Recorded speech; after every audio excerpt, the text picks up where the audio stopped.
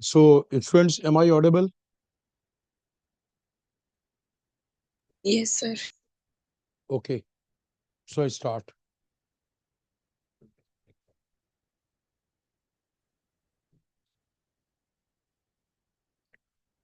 So, friends, as you had requested, I'm starting thermodynamics.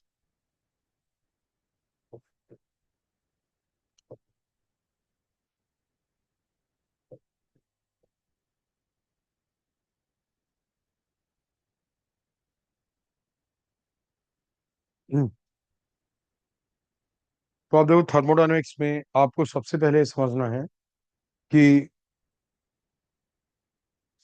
एक thermodynamic process क्या होती है।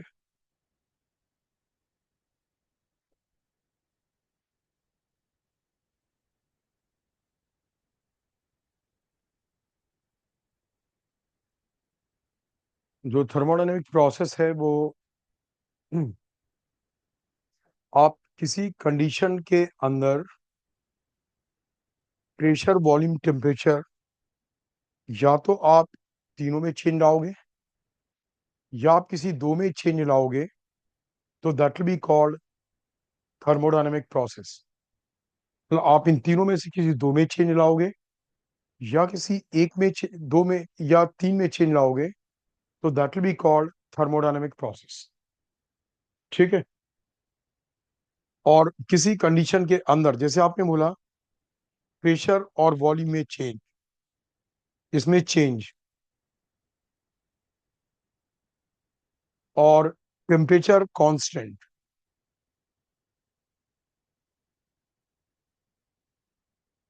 तो this is called isothermal.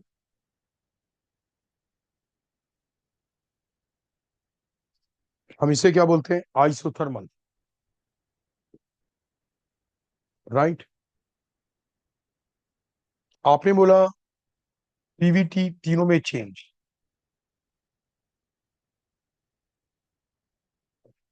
But condition is what? Delta Q is zero. This is called what? Adiabatic process.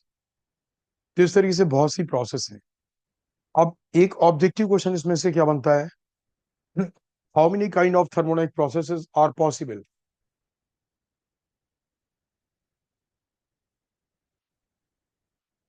How many kind of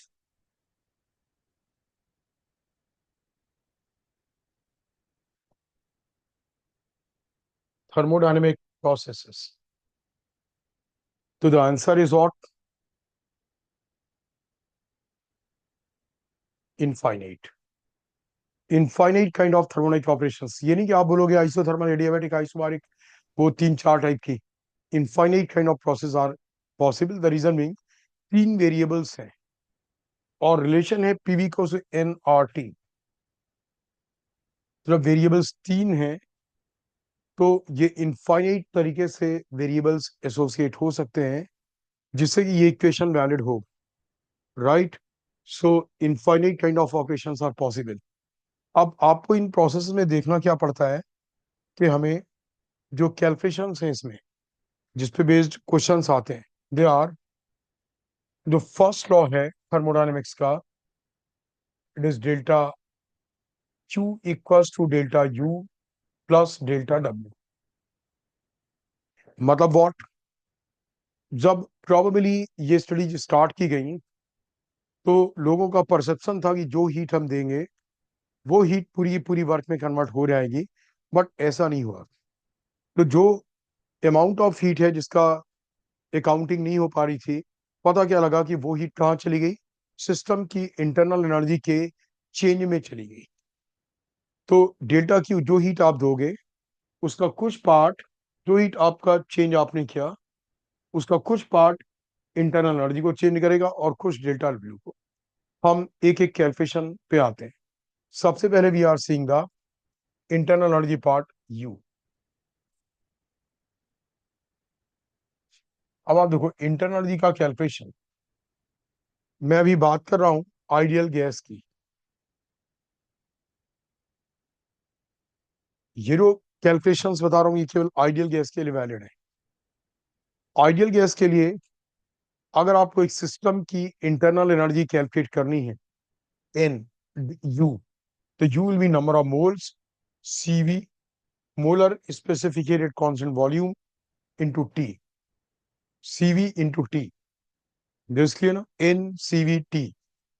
और CV एक gas का होता क्या है, molar स्पेसिफिकेटेड constant volume is F by two are. F is the degree of freedom. F क्या है, degree of freedom. तो आप जल्दी से नोट कर सकते हो, एक मोनोटॉमिक गैस में 3 डिग्री ऑफ फ्रीडम होती है, तीनों ट्रांसलेशनल। एक डायटोमिक गैस में 5 डिग्री ऑफ फ्रीडम होती है, 3 ट्रांसलेशनल, 2 रोटेशनल। एक ट्राइटोमिक गैस में 6 डिग्री ऑफ फ्रीडम होती है, 3 ट्रांसलेशनल एंड 3 रोटेशनल, राइट। तो F/2 into R is the CV, not CP, it is CV. ये सीवी है। और सीपी होता है F/2 प्लस 1 इंटू आर, ठीक है ना। तो मतलब इससे मतलब नहीं कि प्रोसेस जो वो करने जा रहे हैं वो कांस्टेंट वॉल्यूम की है या नहीं है। प्रोसेस नहीं भी हो रही है, एक गैस के एन मोल्स हैं टी टेम्परेचर केल्विन में, तो उसकी इंटरनल एनर्जी इतनी होगी। और अगर आप कोई भी प्रोसेस करोगे, प्रोसेस कोई भी हो, आइसोथर्मल, एडियाबैटिक, आइसोबारिक, आइसोकोरिक, तो delta U will always be equal to change of energy N CV delta T, right. मतलब यहाँ पे मैं कांस्टेंट वॉल्यूम का सीवी ये यूज कर रहा हूँ, बट प्रोसेस कोई भी हो, delta U will always be N CV delta T, right. तो डेल्टा यू के बारे में स्टूडेंट्स यही, इससे आपके सारे कैलकुलेशंस हो जाते हैं। अब आप देखोगे इसके बाद जो next is delta W. Delta W का जनरल इक्वेशन है कि P DV integration from V one to V two. आपके पास 3 वेरिएबल्स हैं, तो आपको पीडीवी को एक वेरिएबल के फॉर्म में लाना होगा। आपको पीडीवी को using the equation of that particular process, जैसे कि आइसो थर्मल प्रोसेस का इक्वेशन होगा पीवी को कांस्टेंट और पीवी को एनआरटी। तो इक्वेशन का, प्रोसेस का इक्वेशन और पीवी को एनआरटी, इन दोनों की हेल्प से आपको एक वेरिएबल के फॉर्म में लाना होगा। और फिर आप वो वेरिएबल मान लो वॉल्यूम है, तो उस वॉल्यूम है मतलब आप एक वेरिएबल में, अगर वो वेरिएबल प्रेशर है, टेम्परेचर है, तो आपको यहाँ पे डीटी या डीपी के फॉर्म में लाना होगा। और उसमें, बट ये एक जनरल है, आपको इतना करना नहीं, क्योंकि अभी आपके जेई मेन में जो क्वेश्चन आएगा, उस क्वेश्चन में जो प्रोसेस होगी वो या तो होगी आइसोथर्मल। तो delta W for the isothermal process will be 2.303 N R T log of V2/V1, या फिर 2.303 N R T log of P1/P2।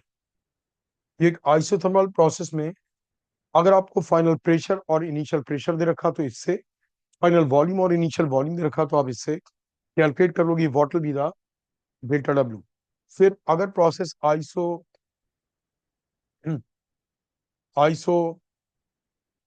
है, तो आइसोबारिक में delta W will be equal to, it will be equal to pressure P into V2 - V1, या फिर NR T2 - T1। आपको directly result ही याद रखने होंगे और रिजल्ट ही यूज करने होंगे, ठीक है ना। अगर प्रोसेस एडियाबैटिक है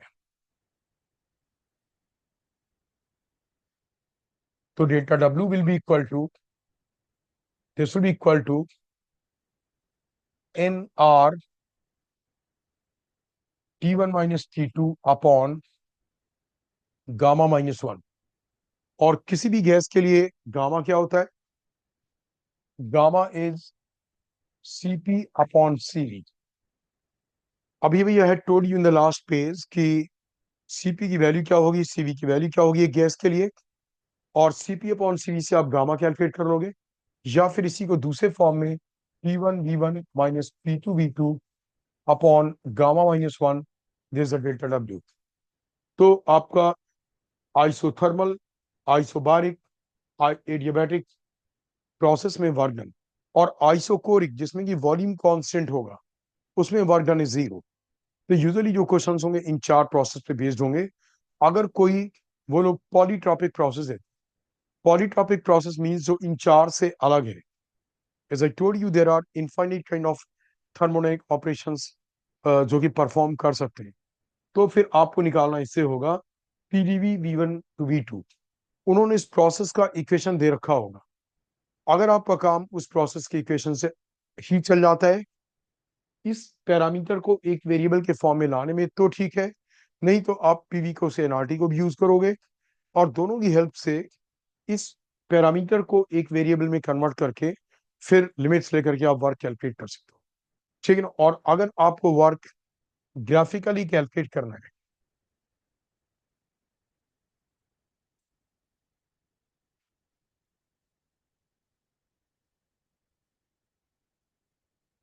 ग्राफिकल कैलकुलेशन ऑफ वर्क, तो ग्राफिकल कैलकुलेशन ऑफ वर्क में होगा कि जो पीवी डायग्राम में आपका जैसे ये है, दिस V1, दिस V2, इसका वर्क कैलकुलेट करना है। ये जो एरिया होगा, this area gives you the work, ये आपको वर्क का मेजरमेंट है। ये एमके सिस्टम में, ये एमकेस में तो वर्क जूल में आएगा, और दोनों सीरीएस में तो वर्क आर्ग्स में आएगा। एक एमकेस एक सीरीएस, तो आपको दोनों को होमोजेनाइज करना होगा, दोनों के यूनिट्स को सेम यूनिट्स में कन्वर्ट करना होगा। राइट। अब अगर वॉल्यूम इंक्रीज हो रहा है तो वर्क पॉजिटिव होगा। जैसे वहां पे क्या था, इंटरनल एनर्जी में टेम्परेचर इंक्रीज होगा तो इंटरनल एनर्जी पॉजिटिव है, और टेम्परेचर डिक्रीज होगा तो इंटरनल एनर्जी निगेटिव है। यहाँ पे अगर वॉल्यूम इंक्रीज होगा तो वर्क पॉजिटिव है, वॉल्यूम डिक्रीज होगा तो वर्क नेगेटिव है। राइट। और अगर जो प्रोसेस है वो कोई साइक्लिक प्रोसेस है,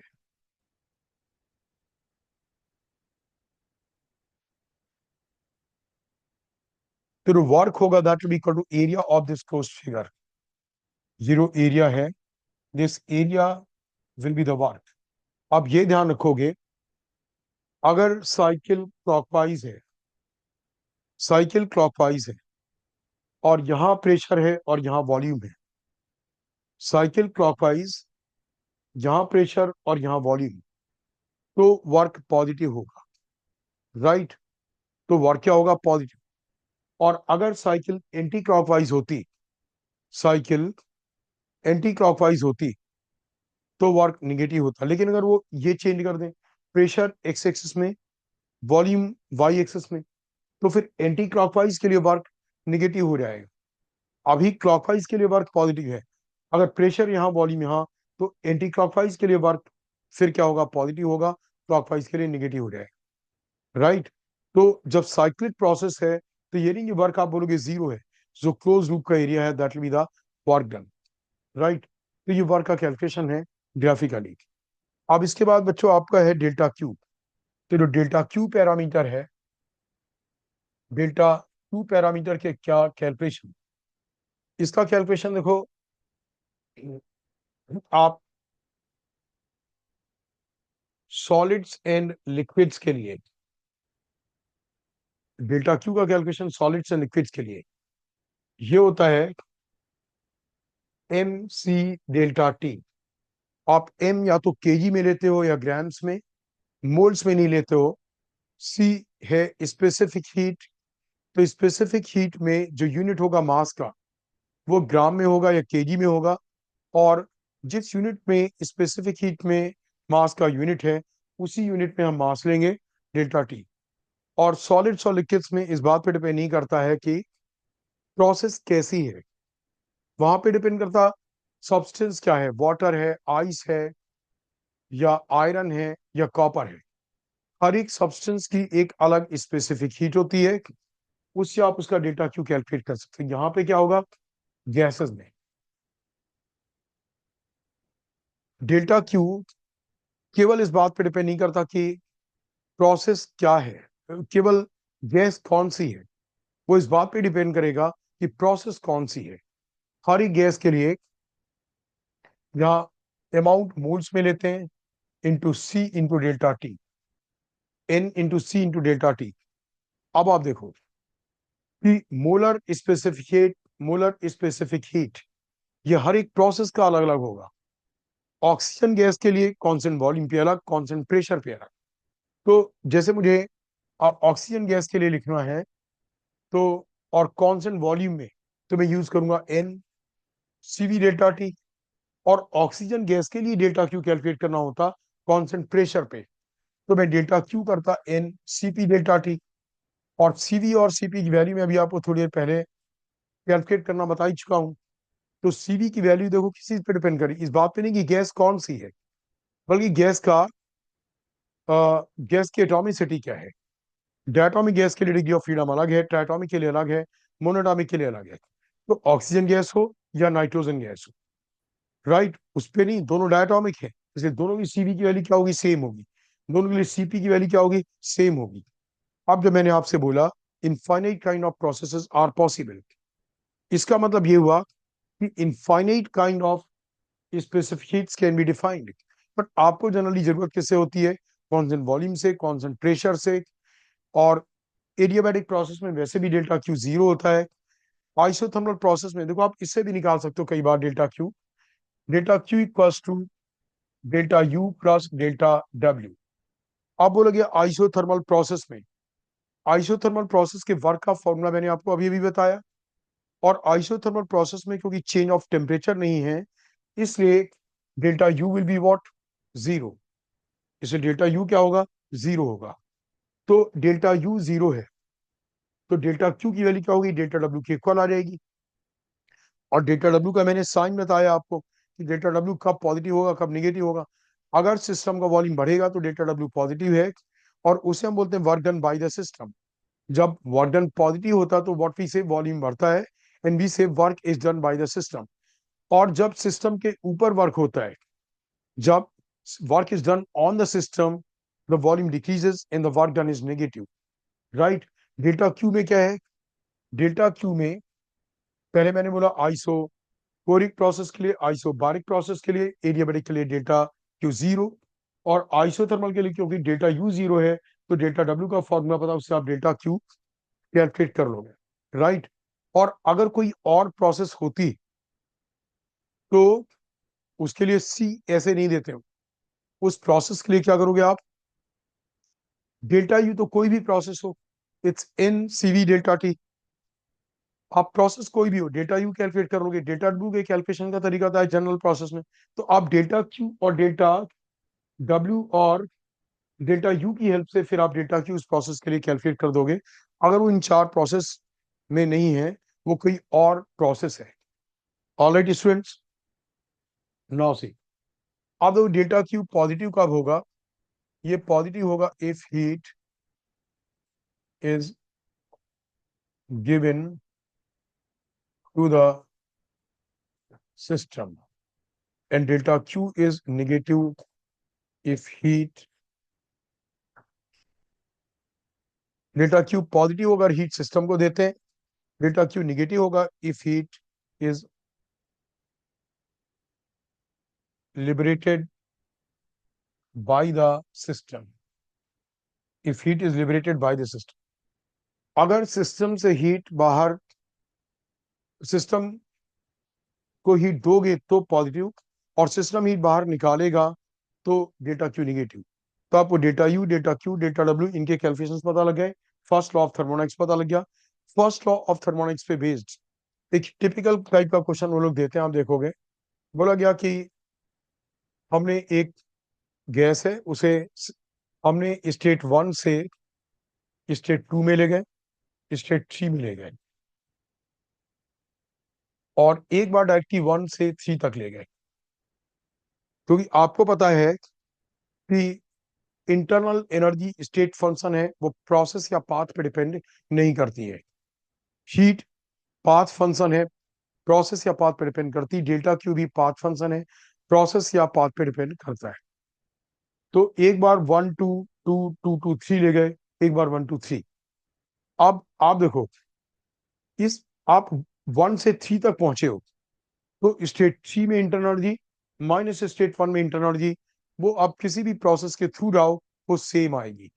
मतलब delta U of 1 to 3 is equal to delta U of 1 to 2 plus delta U of 2 to 3। तो डेल्टा यू ऑफ 1 to 3 क्या होगा?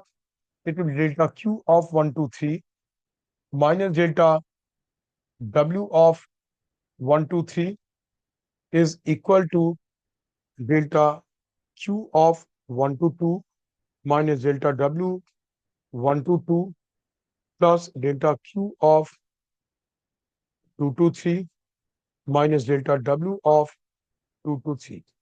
राइट, ये होगा। अब बच्चों एक चीज आप देखोगे कि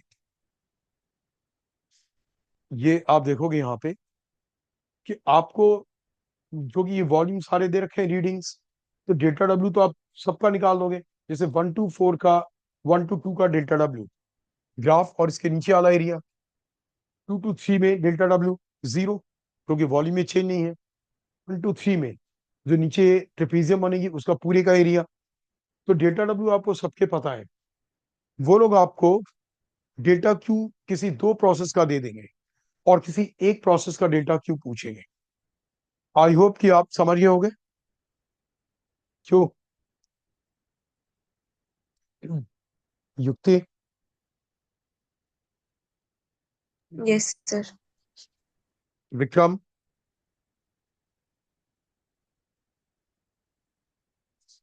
Vikram are you there?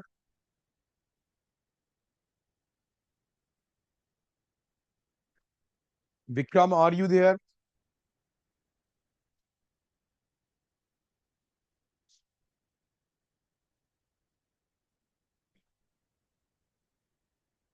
Vikram आपको समझ में आ गया नहीं आया?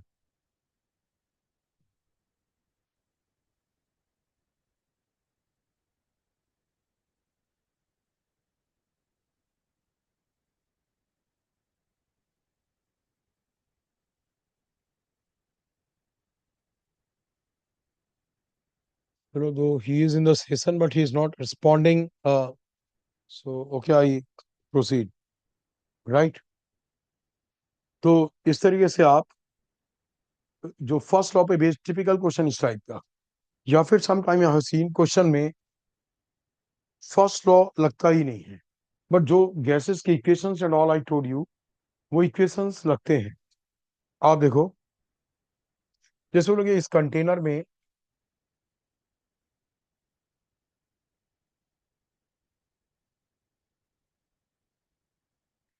P not V not T not, P not V not T not, pressure volume temperature दोनों का दे रखा है।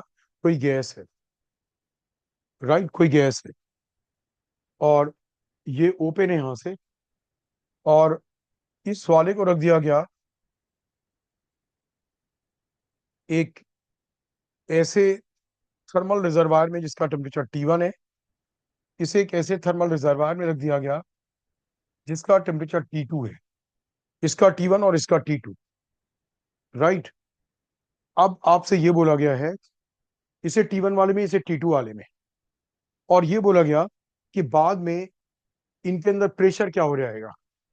अगर ये पहले P1 V1 T1 होता, P2 V2 T2 होता, और मैं पहले दोनों कराता हूँ, P0 V0 T0, P0 V0 T0, इसे T1 वाले में रख कर दिया गया, इसे T2 वाले में बोला गया बाद में दोनों में प्रेशर क्या हो।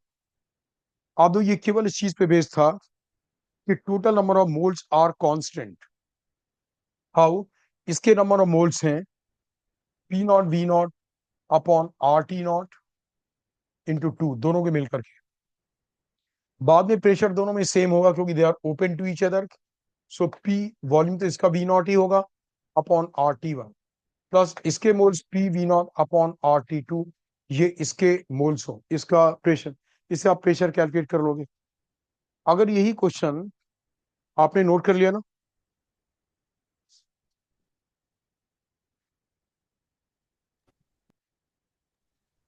Yes sir. राइट। अब मान लो क्वेश्चन इस फॉर्म में दिया रहता,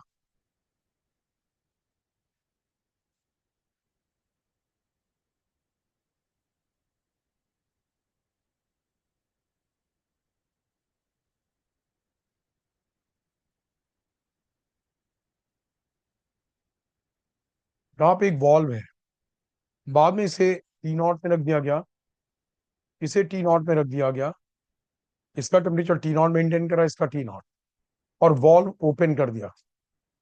अब बोला गया कि बाद में दोनों में प्रेशर क्या होगा। पहले टोटल मोल्स थे, इसके मोल्स थे, और इसमें जो बाद में नंबर ऑफ मोल्स होंगे, क्योंकि इसका वॉल्यूम तो V1 ही रहेगा, इसमें नंबर ऑफ मोल्स होंगे। अननोन क्या है, प्रेशर P, आप इसे प्रेशर P। तो फर्स्ट लॉ ऑफ थर्मोडायनेमिक्स पे तो क्वेश्चन बेस्ड होते हैं, या तो वर्क का कैलकुलेशन, इंटरनल एनर्जी का कैलकुलेशन, या हीट का कैलकुलेशन, या जो मैंने इसके पहले एग्जांपल दिया था, या इस टाइप के क्वेश्चन से होते हैं। और जो सेकेंड लॉ ऑफ थर्मोडायनेमिक्स है, सेकेंड लॉ ऑफ थर्मोडायनेमिक्स पे बेस्ड जो क्वेश्चन होगा, सेकेंड लॉ का एक तो आपको मतलब समझना है। सेकेंड लॉ ऑफ थर्मोडायनेमिक्स का मतलब है कि हम कोई भी प्रोसेस ले लें, कैसी भी साइकिल ले लें, एक थर्मोडायनेमिक साइकिल में, नॉट इन ए प्रोसेस, किसी भी थर्मोडायनेमिक साइकिल में, साइकिल का मतलब हमने 1 to 2 पहुंचे, 2 to 3 पहुंचे, 3 to 1 वापस आ गए, चार ऑपरेशंस भी हो सकते हैं, तीन भी हो सकते हैं। किसी भी थर्मोडायनेमिक प्रोसेस, साइक्लिक प्रोसेस में जितनी हीट आप दोगे वो पूरी की पूरी वर्क में कभी कन्वर्ट नहीं होगी। जितनी भी हीट आप दोगे वो कभी भी पूरी की पूरी वर्क में कन्वर्ट नहीं होगी, कुछ ना कुछ हीट सराउंडिंग्स को रिजेक्ट जरूर से होगी। एक तो इसका मतलब ये हुआ। दूसरा इसका मतलब ये है कि आप कभी भी हीट अपने आप से लो टेम्परेचर से हाई टेम्परेचर की ओर फ्लो नहीं करेगी। आप कर सकते हो, लो टेम्परेचर से हाई टेम्परेचर की ओर आप फ्लो करा सकते हो, बट आपको बाहर से कुछ वर्क करना पड़ेगा, तो बाहर के वर्क के थ्रू आप लो टेम्परेचर से हाई टेम्परेचर की ओर हीट ट्रांसफर कर सकते हो। ये दो मतलब होंगे सेकेंड लॉ ऑफ थर्मोडायनेमिक्स के, राइट। तो अगर हम इसके थ्रू एक इंजन डिजाइन करते हैं, तो इसका सोर्स का टेम्परेचर T1, सिंक का टेम्परेचर T2, यहां से डेल्टा क्यू हीट ली, डेल्टा डब्ल्यू इसका वर्क में कन्वर्ट हुआ, और डेल्टा Q2 हीट रिजेक्ट हो गई, डेल्टा Q2 हीट रिजेक्ट हो गई। तो इस सिस्टम की इफिशियंसी क्या होगी, इनपुट, सॉरी,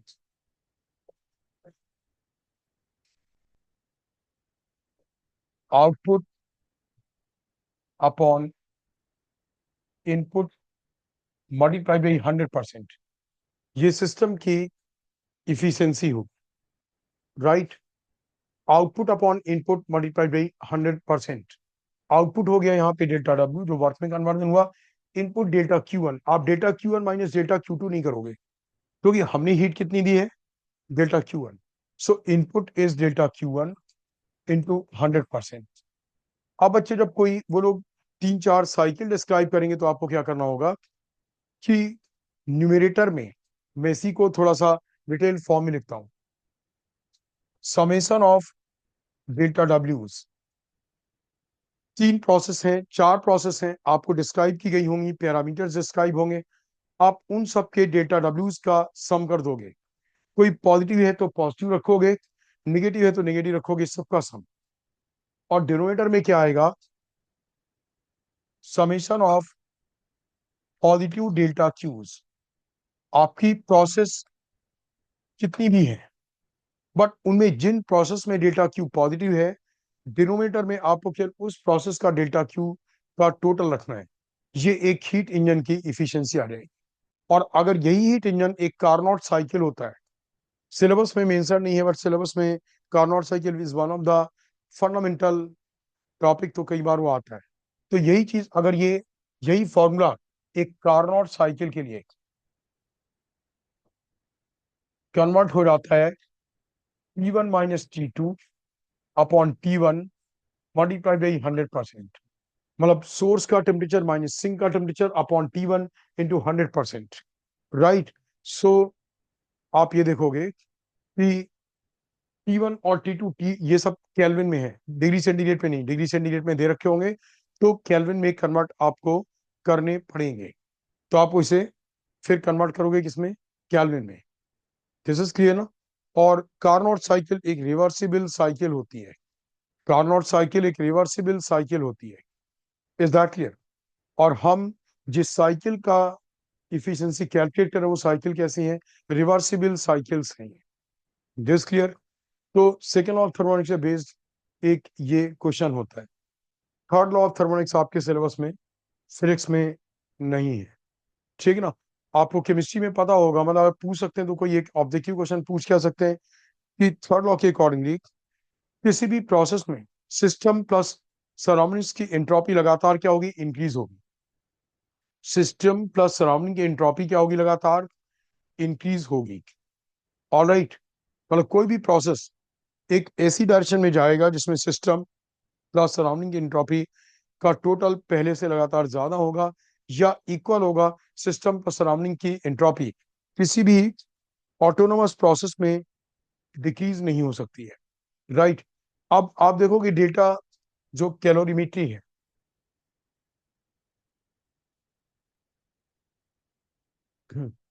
बच्चों एक मिनट, आई थिंक इन्हें कॉल कर। कोई बात नहीं सर, पहले दोनों फोन मिलाया, उठाया नहीं उन्होंने, बाद में आधे घंटे बाद उनको कॉल आई। सब लोग बोला मैं इस वीडियो उठा पा रहे थे अब तक, और रिलेटिव में कैंसर पेशेंट है तो उनके साथ थोड़ा मेरा आ जाए। मैं 100% श्योर हूँ मुझे एडमिशन नहीं लेना है। वो ठीक है, वो मैंने हमने इसलिए कर लिया है कि आपके एक स्लॉट बुक हो जाएगा तो हमने कुछ पर्टिकुलर वीडियोस भेजते, तो हमारे एक तारीख से क्लास स्टार्ट हो रही है तो उसके लिए हेल्प करेंगे, तो मैं आपको सारी बातें समझ रही हूँ। और रूपाली मुझे वेजेटरी मदर के मारो, उसकी मदर को मुझे पता, आंख बंद करके आप चले जाओ। ठीक, फिर मैं अपने हस्बैंड को एक बार दोबारा रिमाइंड करवा दी थी, और वो ऑनलाइन वाला कर रही, मतलब वरना 100% श्योर शाम तक मैं उसको आके पेमेंट करके चली जाऊंगा। योजनाओं को वही एक बात करते हैं। और एक चीज हो गया है कि किसी को बोला कि सारे स्ट्रिक्ट है, मतलब पढ़ाई के लिए तो सारे स्ट्रिक्ट है, पर जहाँ मोटिवेट करना हो बच्चों बच्चों को, आगे की चीजें समझानी हो, उसके लिए भी है। तो ना हम ऐसे ना बातों को किससे बोलते हैं ना, आप ये मत देखिए सारे स्ट्रिक्ट किस लिए है, पढ़ाई के लिए है। बच्चे बताते हैं कि स्ट्रिक्ट को प्रॉब्लम हो जाती है, तो आगे मेरे बच्चे के साथ थोड़ा सा वैसा, क्योंकि मुझे 100% श्योर है ये नहीं कराएंगे तो शाम तक वो पक्का आ ही जाएगी। सो जो कैलोरीमीटर है स्टूडेंट्स, इसमें क्या होता है कि आपको जो बेसिक थीम है इट इज की हम जैसे आइस को हमें कन्वर्ट करना है, हमें आइस को कन्वर्ट करना है स्टीम में। तो डिफरेंट स्टेट्स में हमें डिफरेंट स्टेट्स में जो हीट देनी पड़ेगी, वो हीट क्या होगी जो डिफरेंट स्टेट्स में देनी पड़ेगी। सबसे पहले मानो कि आइस का टेम्परेचर निगेटिव है, मैं ले लेता हूँ आइस एट -20 डिग्री सेंटीग्रेड। तो हमें कन्वर्ट करना स्टीम एट 100 डिग्री सेंटीग्रेड। तो हम किन स्टेप्स में हीट देंगे, पहला स्टेप ΔQ1 mc∆T, आइस का मास जितना भी होगा, आइस की स्पेसिफिक हीट की वो लोग वैल्यू देंगे आपको, ठीक है ना। आइस की स्पेसिफिक हीट वैसे होती है 0.5 कैलोरी पर ग्राम पर डिग्री सेंटीग्रेड। और ΔT आप पहले आइस को लाओगे आइस एट 0 डिग्री सेंटीग्रेड, ये इसके स्टेप्स हैं। फिर 0 डिग्री सेंटीग्रेड की आइस कन्वर्ट होगी जिसमें ये आइस जीरो पे आएगी क्योंकि कन्वर्जन पॉइंट 0 डिग्री सेंटीग्रेड है। फिर ये आइस कन्वर्ट होगी water at 0 degree centigrade, ice उसी टेम्परेचर के वाटर में कन्वर्ट होगा। फिर आप वाटर का टेम्परेचर बढ़ाओगे वाटर एट 100 डिग्री सेंटीग्रेड। फिर क्योंकि वाटर का स्टीम में जो कन्वर्टिंग पॉइंट है वो 100 डिग्री सेंटीग्रेड होता है, फिर ये इसमें कन्वर्ट होगी। आप एक साथ कन्वर्जन नहीं करा सकते हो, आपको डिफरेंट स्टेजेस में हीट देनी होगी। यहाँ पे डेल्टा टी क्या आ गया, आइस को जब आपने जीरो पे कराया तो 0 minus minus 20, so that is what 20। फिर delta Q two equals to mass into C for water, ये आइस का था। अब आएगा m इंटू एल, और this will be what m into L, latent heat of conversion.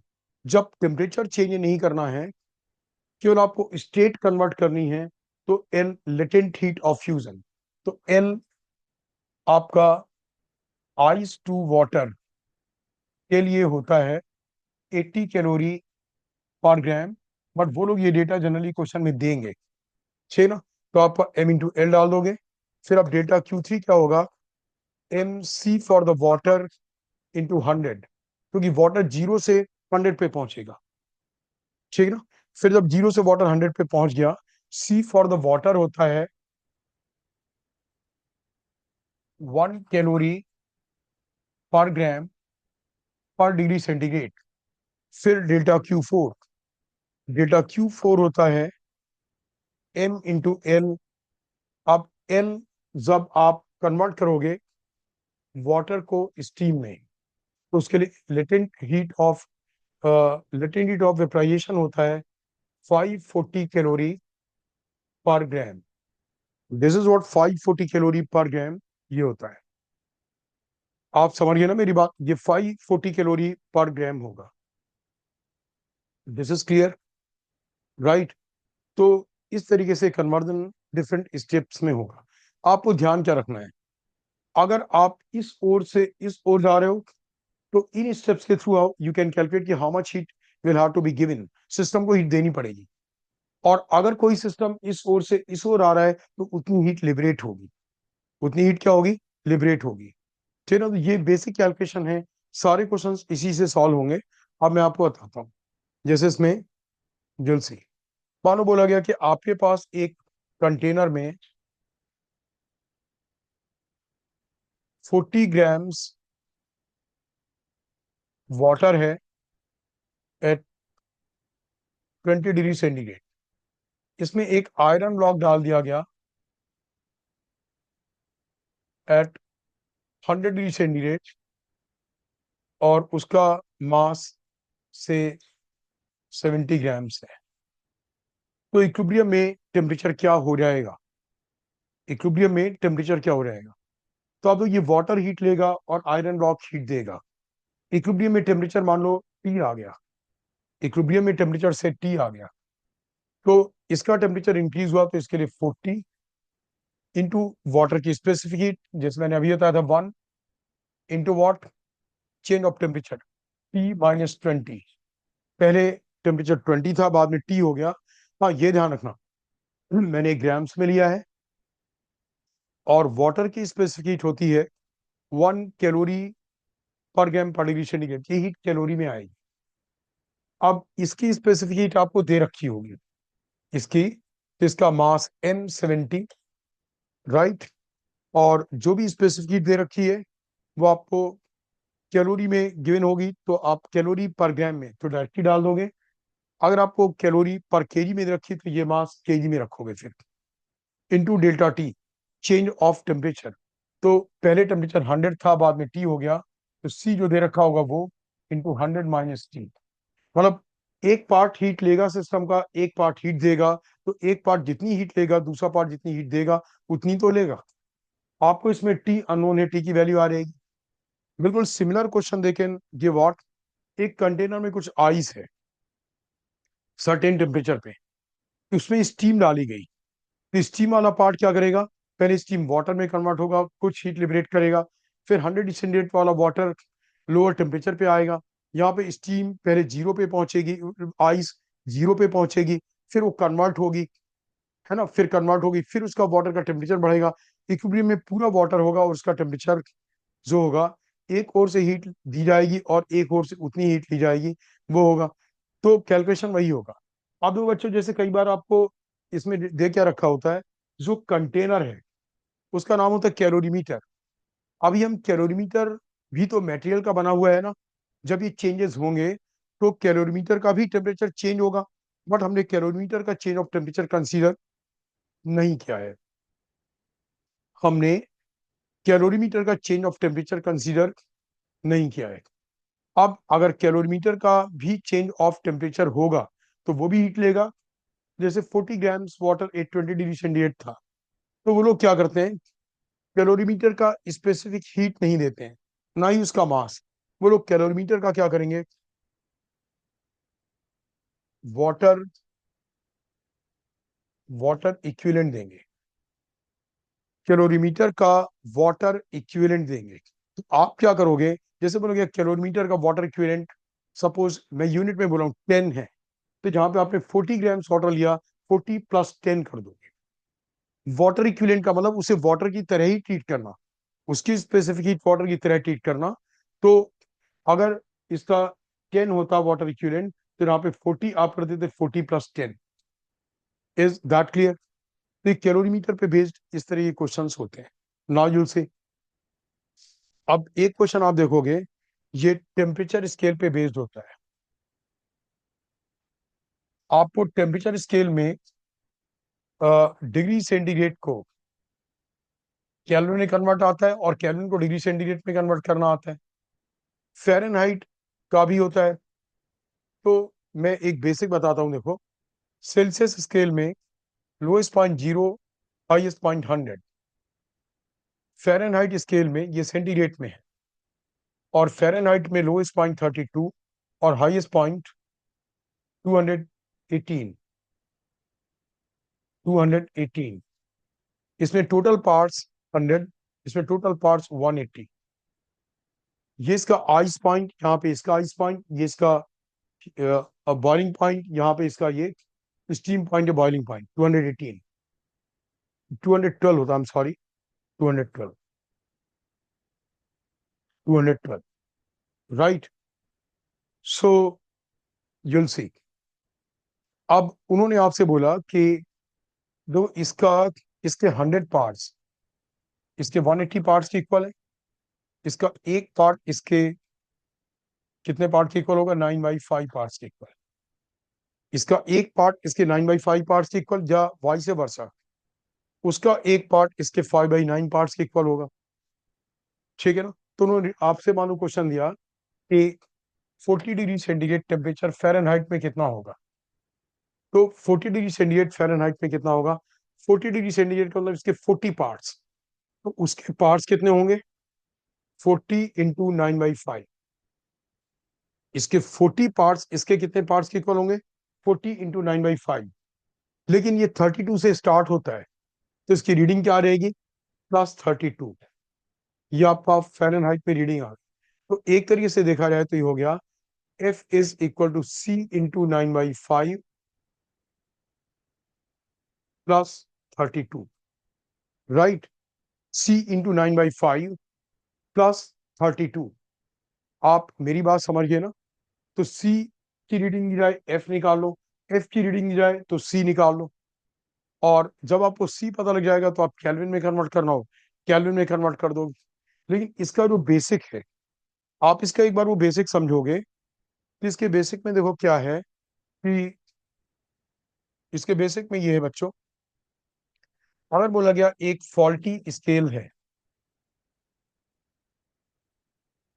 और उस faulty scale में आइस पॉइंट 5 डिग्री सेंटीग्रेड पे और स्टीम पॉइंट है 95 डिग्री सेंटीग्रेड, और ये स्केल किसी चीज की रीडिंग ले रहा है 42 डिग्री सेंटीग्रेड, तो करेक्ट रीडिंग क्या होगी, तो करेक्ट रीडिंग क्या होगी आपको बताना है, राइट। तो आप देखोगे, इसे ऐसे करोगे, इसके 95 पार्ट्स, 90 पार्ट्स, 95 पे खत्म, 5 पे स्टार्ट, 90 पार्ट्स करेक्ट स्केल के 100 पार्ट्स के इक्वल है। इसका एक पार्ट करेक्ट स्केल के 10/9 पार्ट्स के इक्वल होगा। अब जब इसमें रीडिंग 42 है, इसमें रीडिंग कितनी, 42, तो 42 का मतलब इसके पार्ट्स कितने यूज हुए? 37। 5 से तो ये स्टार्ट हुआ और 42 पार्ट्स है, तो इसमें 37 पार्ट्स यूज हुए। इसके 37 पार्ट्स उसके कितने पार्ट्स के इक्वल होंगे? 10/9 इंटू 37।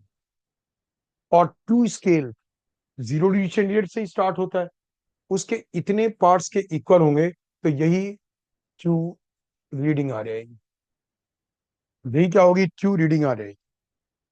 अगर faulty scale 42 degree centigrade reading देता, तो करेक्ट स्केल इतने डिग्री सेंटीग्रेड रीडिंग देगा, राइट। और अगर इसका उल्टा होता, इसका उल्टा मीन्स व्हाट? वो लोग बोलते हैं कि Q reading suppose 35 degree centigrade है, तो फॉल्टी स्केल क्या रीडिंग देगा? तो आप देखो, इसके 35 पार्ट्स, क्यू स्केल तो 0 से स्टार्ट होता है, इसके 35 पार्ट्स, उसके कितने पार्ट्स के इक्वल होंगे? 9/5, 9/10 इंटू 35। आप इसका उल्टा कर दोगे, इसका एक पार्ट इसके कितने पार्ट के इक्वल होगा? 9/10। तो 35 पार्ट्स इतने पार्ट्स के इक्वल होंगे, इतने पार्ट्स के इक्वल हुए। और ये स्केल स्टार्ट कहां से होता है? 5 से। तो फॉल्टी स्केल की रीडिंग आ जाएगी +5। ये क्यू रीडिंग आ जाएगी। ये किसकी? ये क्यू रीडिंग ये थी, और फॉल्टी स्केल इसकी रीडिंग इतनी देगा। ये क्लियर हुआ बच्चों?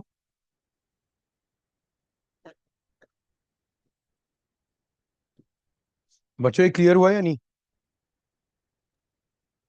Yes, sir. ठीक है। तो ये आपका कैलोरीमेट्री और टेम्परेचर स्केल था, राइट। अब इसके बाद मैं स्टूडेंट्स बस 5 मिनट में दोबारा सेशन स्टार्ट करूंगा। आप इसी लिंक को दोबारा बाद में ज्वाइन कर